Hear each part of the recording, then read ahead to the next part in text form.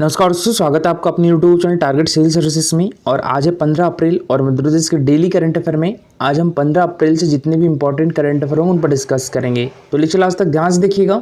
तो चलिए सबसे पहले रिवाइज कर ले तो मध्य प्रदेश कैरम एसोसिएशन द्वारा आयोजित 51वीं राष्ट्रीय कैरम चैंपियनशिप में महिला कैरम चैंपियनशिप का खिताब किसने जीता है? रश्मि कुमारी ने जीता है। ठीक है। और सुदीप्ति हजेला घुड़सवारी से संबंधित है। कहाँ से है? इंदौर डिस्ट्रिक्ट से हैं। Prachi Yadav para canoeing player है, ग्वालियर डिस्ट्रिक्ट से बिलोंग करती हैं। रुबीना फ्रांसीसी की बात करें तो किस खेल से हैं? तो ये पैरा शूटिंग से हैं। और किस डिस्ट्रिक्ट से हैं? तो ये जबलपुर से हैं। और हाल ही में किस जिले की हेमलता शर्मा को अंतर्राष्ट्रीय साहित्य सेतु सम्मान 2023 से सम्मानित किया गया है? तो ये आगर मालवा से है। तो इसका आंसर हो गया था ऑप्शन नंबर ए। फिर इसके बाद हमने राष्ट्रीय इकबाल सम्मान की बात करी थी। इसकी स्थापना 1986 में हुई थी। इसमें पुरस्कार राशि 5 लाख रुपए दी जाती है। और ये किस क्षेत्र में दिया जाता है? उर्दू साहित्य में रचनात्मक लेखन के लिए दिया जाता है।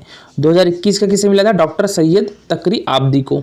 चलिए अभी स्टार्ट करते हैं आज की करंट अफेयर। तो देखिए पहला क्वेश्चन है हमारा, ओमकारेश्वर बांध पर स्थित विश्व के सबसे बड़े फ्लोटिंग सोलर प्लांट को तूफान के कारण गंभीर क्षति हुई है, तो इसकी क्षमता कितनी है? तो ऑल ओवर इसकी क्षमता है 600 मेगावाट। ठीक है। तो इसका आंसर हो जाएगा ऑप्शन नंबर बी। ओमकारेश्वर हमारे मध्य प्रदेश के खंडवा डिस्ट्रिक्ट में है। और इस बांध पर स्थित विश्व के सबसे बड़े फ्लोटिंग सोलर प्लांट की क्षमता कितनी है? ये 600 मेगावाट है। और रीवा सोलर प्लांट की क्षमता कितनी है? तो ये 750 मेगावाट है। ठीक है। तो देखिए मध्य प्रदेश के खंडवा जिले के ओमकारेश्वर बांध पर स्थित विश्व के सबसे बड़े फ्लोटिंग सोलर प्लांट को तूफान के कारण काफी क्षति हुई है। देखिए Narmada hydro electric development corporation limited ने नुकसान का आकलन शुरू कर दिया है। देखिए Narmada hydro electric development corporation limited Madhya Pradesh सरकार और national hydro electric power corporation limited के बीच एक संयुक्त उद्यम है। ओमकारेश्वर बांध के बैकवाटर पर निर्मित तैरती संरचना तैनाती के लिए पूरी तरह तैयार थी, जब हाल ही में गर्मियों के तूफान के दौरान 50 किलोमीटर प्रति घंटे की तेज हवाओं ने इसे प्रभावित किया था। और ओमकारेश्वर बांध के बैकवाटर के केलवा खुर्द में 100 मेगावाट, इंदावाड़ी में 80 मेगावाट और खंडवा गांव में 90 मेगावाट क्षमता के संयंत्र लगेंगे। और बात करें यहाँ पर ओमकारेश्वर बांध की, तो यह मध्य प्रदेश के खंडवा जिले में मंदाता के ठीक ऊपर नर्मदा नदी पर एक गुरुत्वाकर्षण बांध है। इसका नाम अनुप्रवाह में स्थित ओमकारेश्वर मंदिर के नाम पर रखा गया है। बांध का निर्माण जो है वो 2003 और 2007 के बीच 1,32,500 हेक्टेयर की सिंचाई के लिए जल उपलब्ध कराने के उद्देश्य से किया गया था, यानी लगभग 3,27,000 एकड़ की सिंचाई के लिए। बांध के आधार पर स्थित एक संबंध जल विद्युत ऊर्जा स्टेशन की स्थापित क्षमता 520 मेगावाट है।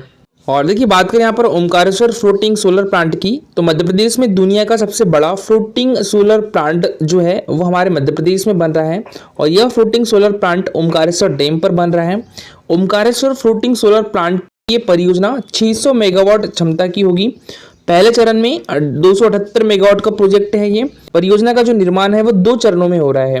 पावर प्लांट से 12 lakh metric ton carbon dioxide के उत्सर्जन को रोका जा सकेगा और 2070 तक भारत शुद्ध शून्य कार्बन उत्सर्जन के लक्ष्य को प्राप्त कर लेंगे। मध्य प्रदेश में अब नवीकरणीय ऊर्जा की जो उत्पादन क्षमता 5000 मेगावाट से ज्यादा है। और 2027 तक मध्य प्रदेश में नवकरणीय ऊर्जा की क्षमता जो है इसे बढ़ाकर 20,000 मेगावाट कर दी जाएगी। तो इसका लक्ष्य कब तक रखा है? ये 2027 तक रखा है। ये इंपॉर्टेंट है, याद रखिएगा। ठीक है। अभी कितनी क्षमता है? 5000 मेगावाट है। इसे 2027 तक बढ़ाकर लगभग 20,000 मेगावाट कर दी जाएगी। और देखिए ये जो डाटा है ये 5 सितंबर 2023 तक का है। तो देखिए मध्य प्रदेश में पिछले दशक में नवीकरणीय ऊर्जा क्षमता 11 गुना बढ़ी है। ठीक है। और यह राज्य की स्थापित क्षमता का लगभग 4% है। सौर ऊर्जा क्षमता 52% बढ़ी है। वर्तमान में 1000 मेगावाट क्षमता के सौर पार्क संचालित हैं। 778 मेगावाट के पार्क जल्द ही शुरू हो जाएंगे। इसके साथ ही 3350 मेगावाट क्षमता की परियोजना लागू होने की प्रारंभिक स्थिति में है। और देखिए इनमें 1000 मेगावाट क्षमता की सोलर पार्क परियोजना है, 250 megawatt Mandsaur solar park, 750 megawatt Rewa solar park शामिल है। रीवा मेगा पार्क को नवाचारी प्रयासों की वजह से कई पुरस्कार भी मिले हैं। इसने प्रति इकाई 2.97 रुपए की न्यूनतम मूल्य दर हासिल की है और इसे विश्व बैंक के प्रेसिडेंट अवार्ड से भी सम्मानित किया गया है। ठीक है। विश्व बैंक के प्रेसिडेंट अवार्ड से किस सोलर प्लांट को सम्मानित किया गया है? ये रीवा मेगा सोलर प्लांट को सम्मानित किया गया है। इसके अलावा देखिए वर्तमान में 1778 मेगावाट क्षमता की सौर ऊर्जा परियोजनाओं में 1500 मेगावाट की आगरमालवा, शाजापुर और नीमच सोलर पार्क, ठीक है, और 500 मेगावाट की नीमच पार्क परियोजना शामिल है। और 3350 मेगावाट क्षमता की परियोजनाओं में 1400 मेगावाट की मुरैना और 450 मेगावाट की छतरपुर पार्क और बिरसिंहपुर जलाशय, इंदिरा सागर जलाशय और गांधी सागर जलाशय में 1500 मेगावाट की फ्लोटिंग सोलर परियोजनाएं शामिल हैं। और देखिए भारत की पहली सोलर सिटी कौन सा शहर बन गया है, तो ये सांची बन गया है। सांची हमारे मध्य प्रदेश के रायसेन डिस्ट्रिक्ट में है। और सोलर मैन ऑफ इंडिया किसे कहा जाता है, तो ये चेतन सिंह सोलंकी जी को कहा जाता है। ठीक है, तो इनको सोलर मैन ऑफ इंडिया कहा जाता है और सोलर गांधी भी कहा जाता है। इन्हें मध्य प्रदेश में सोलर एनर्जी का ब्रांड एम्बेसडर भी नियुक्त किया है। ठीक है, तो हमारे मध्य प्रदेश के सोलर एनर्जी के ब्रांड एम्बेसडर कौन है, चेतन सिंह सोलंकी जी है। और हमारे मध्य प्रदेश का पहला सौर ऊर्जा आधारित गाँव कौन, कस्तूरबा गाँव है जो कि इंदौर में है। और पहला सोलर आधारित टेलीकॉम एक्सचेंज कहाँ पर है, शिवपुरी में है। मध्य प्रदेश का पहला सौर ऊर्जा पार्क किस जिले में स्थापित किया गया है, तो ये राजगढ़ जिले में स्थापित किया गया है। और बिना रेलवे स्टेशन पर 2020 में 1.7 मेगावाट का सोलर प्लांट स्थापित किया गया है। और पूर्णतः सौर रसोई वाला देश का पहला गांव कौन सा है, तो ये बाचा गांव है जो कि बैतूल डिस्ट्रिक्ट में है। B for Betul, B for Bacha. ठीक है, इससे याद रखिएगा। और सबसे बड़ा गर्म पानी करने का सौर संयंत्र सांची डेयरी भोपाल में स्थापित किया गया है। ऑप्शन सौर परियोजना मध्य प्रदेश के नीमच के भगवानपुरा में 151 मेगावाट की है। और इसे स्थापित कब किया गया था, तो ये 2014 में स्थापित किया गया था। देखिए आज हम राष्ट्रीय कबीर सम्मान की बात करें तो इसकी स्थापना 1986 में की गई थी। पुरस्कार राशि इसमें 5 लाख रुपए दी जाती है। राष्ट्रीय कबीर सम्मान भारतीय भाषाओं में लिखी गई कविता के लिए दिया जाता है। 2021 का डॉक्टर श्याम चंद्र दुबे जी को मिला था। 2020 में श्री मनोज श्रीवास्तव जी को मिला था। और 2019 में डॉक्टर विनय राजाराम जी को मिला था।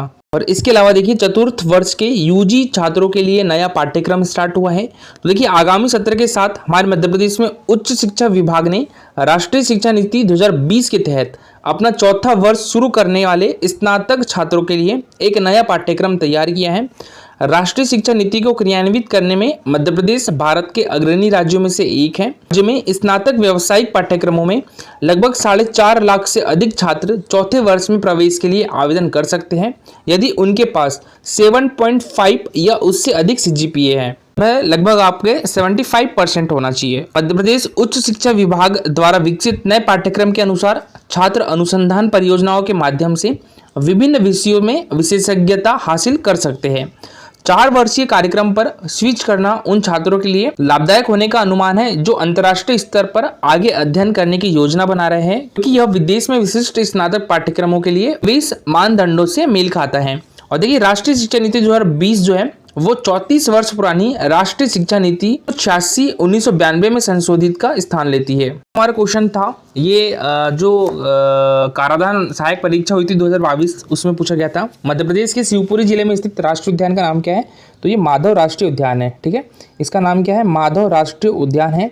और ये किस डिस्ट्रिक्ट में है, शिवपुरी जिले में है। इसकी स्थापना कब की गई थी, तो ये 1958 में इसकी स्थापना की गई थी। ये किस राष्ट्रीय राजमार्ग पर है, तो ये NH46 पर है। ये इंपॉर्टेंट है, याद रखिएगा। ठीक है, किस राष्ट्रीय राजमार्ग पर है, NH46 पर है।